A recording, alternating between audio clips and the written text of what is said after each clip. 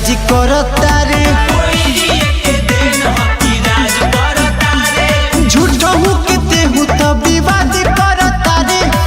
मन के कभी तोर समाज करता रे कोई रिए के दिन हो कि राज करता रे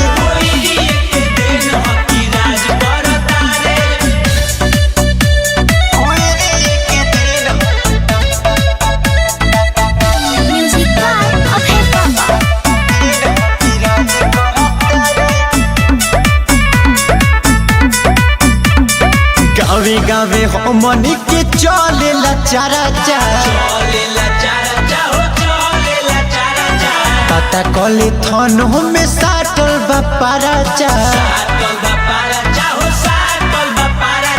गावे गावे हमन के चलेला चारा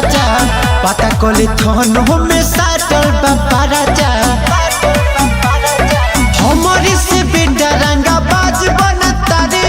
काले रहत तो दयाज बाज बनता रे कोई रिए के दिन हो कि राज करता रे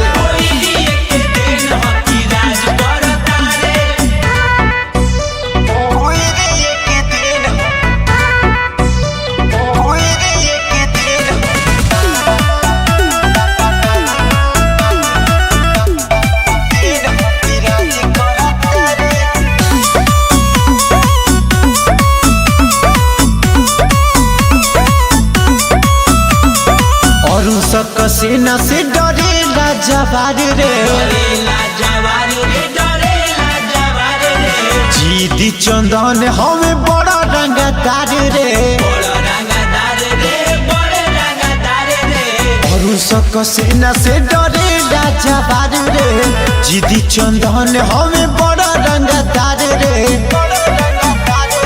बाप के सुझाय बाप बनता रे कोई के पावो के खाते जानता रे कोई रिए के दिन हो कि राज करता रे।